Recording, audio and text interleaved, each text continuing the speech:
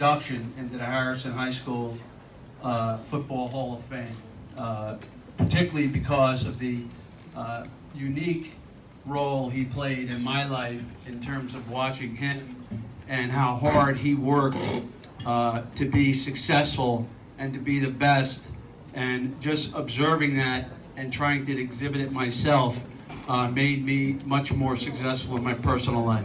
A lot of people want to win. A lot of people want to be great.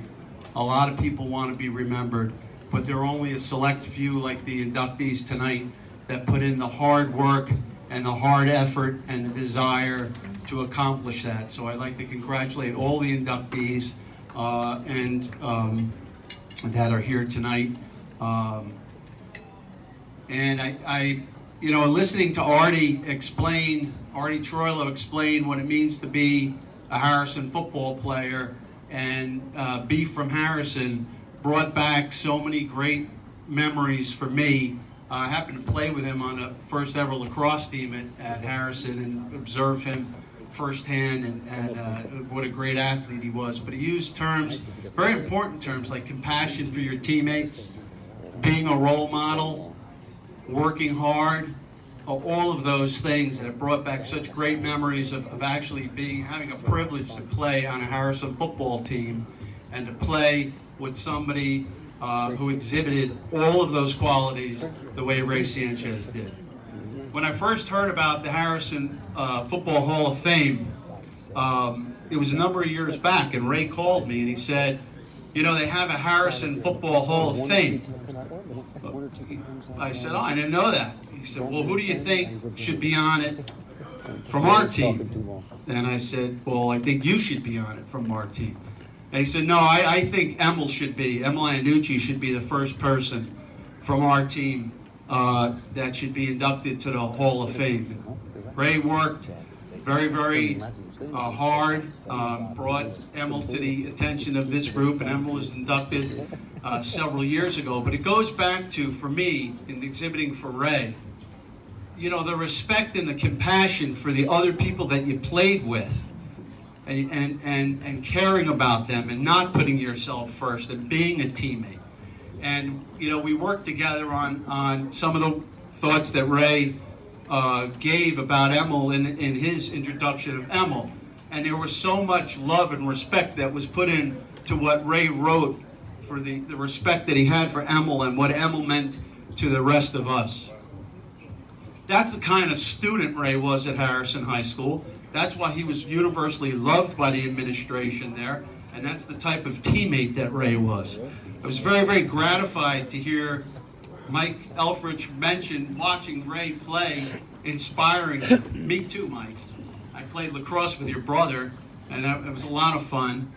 But that's the lineage, because when Ray got to Harrison in 9th grade, he came from Yonkers, he right away paid attention to who was the best, who worked the hardest, who cared the most. And so for him, it was Artie Troilo.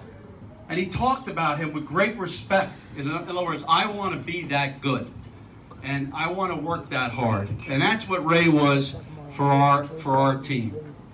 Now, there are a couple of thoughts written in your program about Ray. But having been there, I'd like to bring a little bit of that to life for you. The first season Ray was on varsity was the 1979 season, and our head coach, we had three coaches, Coach Coppola, Coach Sirocco, and Coach Santadonato, who I think is still here, back there. Thank you for coming, Coach Santadonato. I know it means a lot to Ray, and having had you as a coach, it also means a lot to Emil and I to see you again, and to see you honor Ray by coming here today.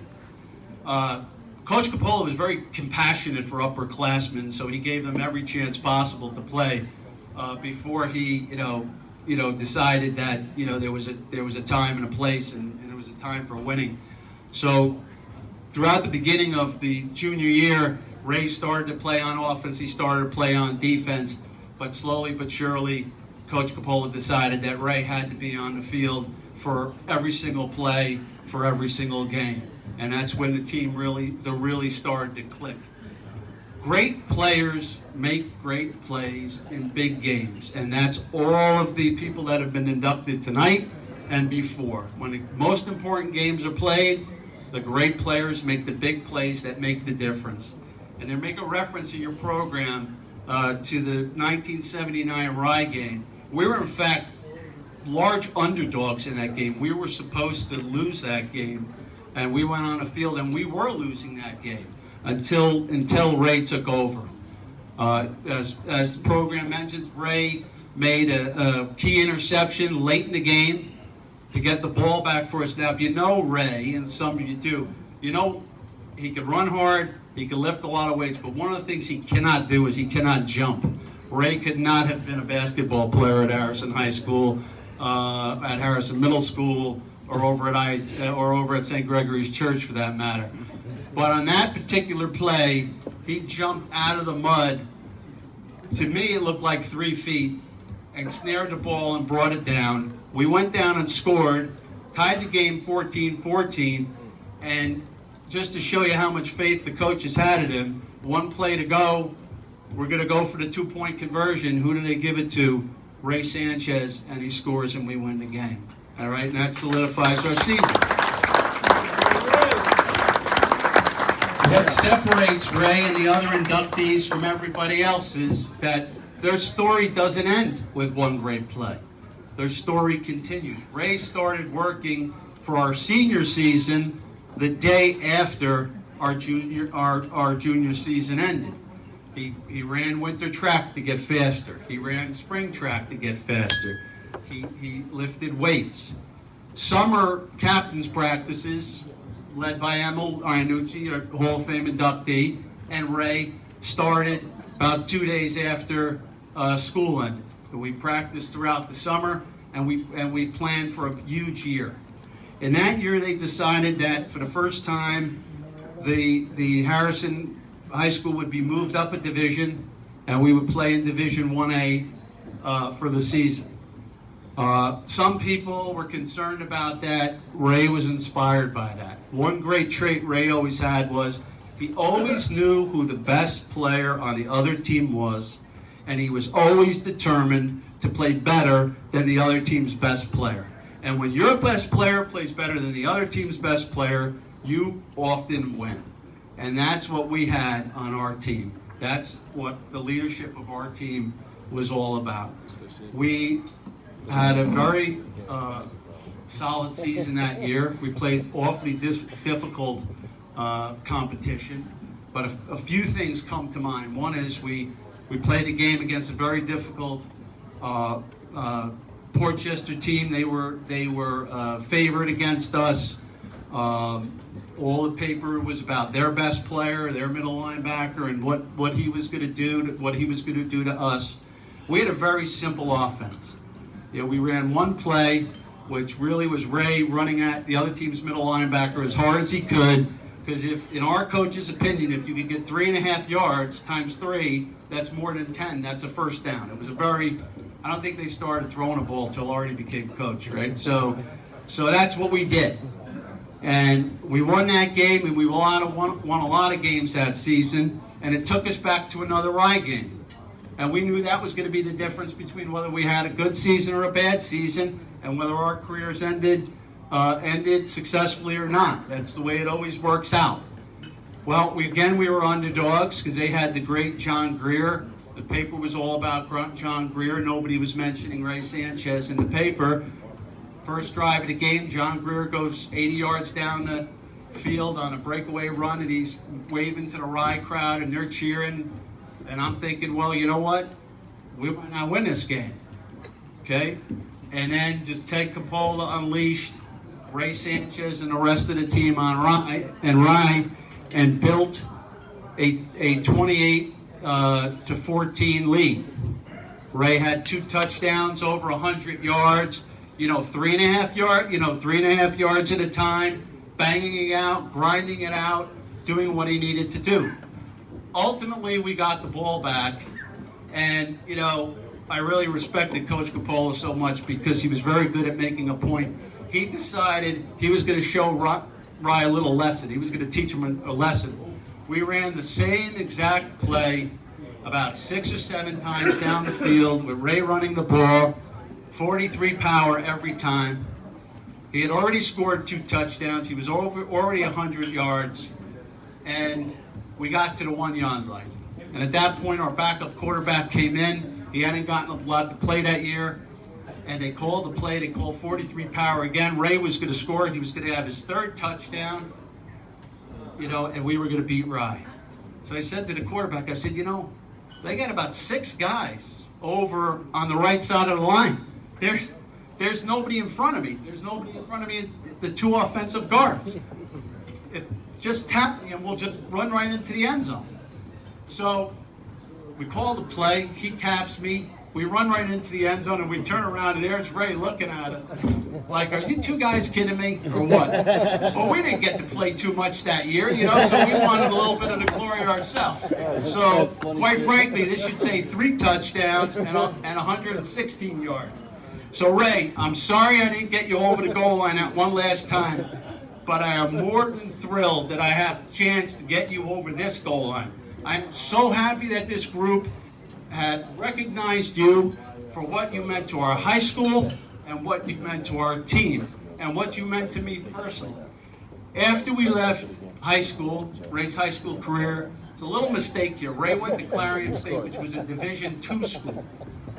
Our high school principal personally vouched for Ray to that college and staked his reputation on Ray, because Ray's the type of person that you could stake your reputation on.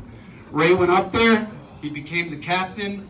He became the captain of that football team. That football team won conference championships, and he had a great college career and represented Harrison very well.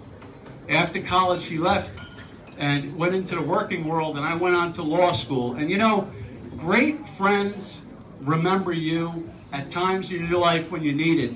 And when I was there all by myself, trying to accomplish something for myself, I would constantly get calls from Ray, cheering me on, leading me on. So Ray, congratulations on a Hall of Fame. You're a Hall of Fame person. You're a Hall of Fame football player. You're a Hall of Fame member of the Harrison Football Hall of Fame.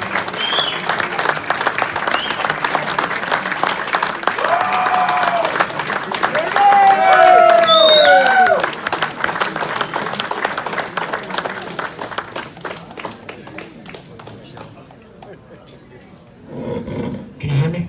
I'll tell you what, that's a tough act to follow, that speech. Joe, thank you so much. I stand up here honored and humbled to be inducted into the Harrison Football Hall of Fame. Harrison football was a huge part of my life, a lot of great memories. I first want to thank my coaching staff, Steve Sirocco, Mark Santadanata, and Ted Capola. Steve Sirocco had patience of a saint. In our junior year, I was running in plays on offense, and he was calling the play calling. He'd give me the play, I'd run. I'd stop at the hash mark, turn around, I'd forget the play. He never got mad at me. He was a true gentleman. Mark Santadanata taught me the techniques of being a good defensive back. But Mark had another job. Back then, we didn't have trainers. There was no ice packs. But when you got banged up, you got being strained, pulled. Santadanata did miracles with a can of Stickum and a roll of tape. He got you back on the field. He cured me many games. Ted Capola, a true gentleman. Treated every player with respect, first, second, third, or fourth string. He had a couple of good quotes, a couple of good words that I use to this day. You have to pick yourself up by your bootstraps. You gotta get tough. And there was another saying you never wanted to hear is, don't ever get out-toughened. Those quotes rang true in both of our games, junior and senior year. As Joe mentioned, Rod jumped on us, scored long runs, put us behind the 8 ball. The runs were, in the first couple of minutes of the game, they were over 70 yards. Deflated the fan. Of course, Rod berserk. And Coach Ted walked up and down the sideline staring at the team and gave us a... And that look was, get yourself up by your bootstraps. You gotta get tough. And oh boy, we did. We ran the ball right down their throats, and we won both years in a row. And I do have to say, my freshman, sophomore, juniors, my teammates never lost to a... Never. Football is in my family. Both my brothers, Joe and Mitch, played, and both my sons, Raymond and Justin, played football. So it's in us.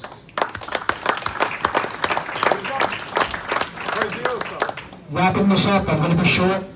I want to thank the committee for this nomination into the Harrison Football Hall of Fame. But I also want to thank my teammates, because if it wasn't for my teammates, I wouldn't be standing here right today. Thank you.